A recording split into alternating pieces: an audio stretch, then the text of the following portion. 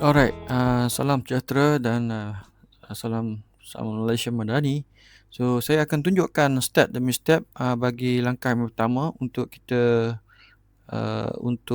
download kita punya file yang kita based on kita punya survey, our survey.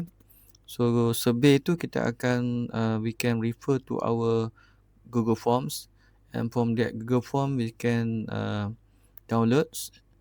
And then based on that download, we can open up that file. And then firstly that we need to do, we have to check our data, especially at the first row. And then for the timestamp, I will remove and I will replace with the numbering. So numbering actually is we are assigned to track and then also to become as our ID. In order we want to check for outliers in the next tutorial. Okay, and then after we have checked all the data, and then we can go one by one, and by checking on all the first row, ensure that all they have the columns, and we can save it in the Excel format. So you also can save based on CSV format, but I prefer to use for Excel format.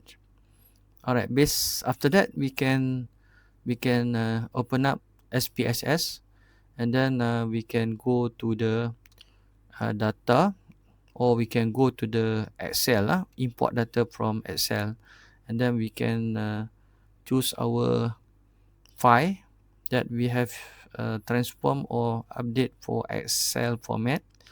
And then we can check first, especially the first row, to ensure all the columns are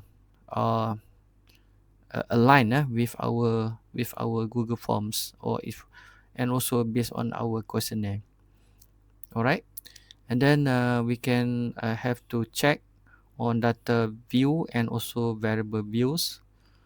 So we can check especially at variable views, and they have for column of label we can give any names, more easier to us to remember. After we can in next we can do some tests, so we can easily can recall all the ID or each of items.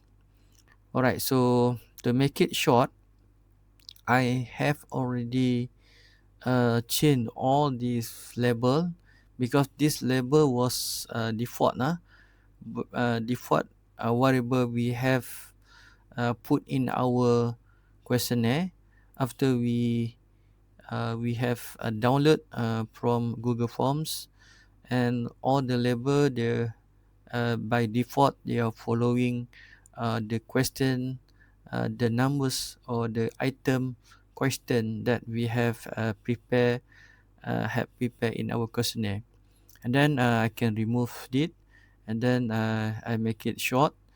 I already have to assign for all that items with the right label.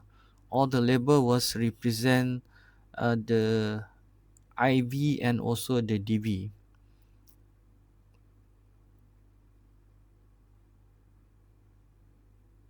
Okay, and then also you also have to check on the values, because the values must be consistent with our questionnaire. That's why I encourage my student to have the copy of questionnaire, and from that we can do a coding, and from that questionnaire also we have to cross check whatever value that must be consistent.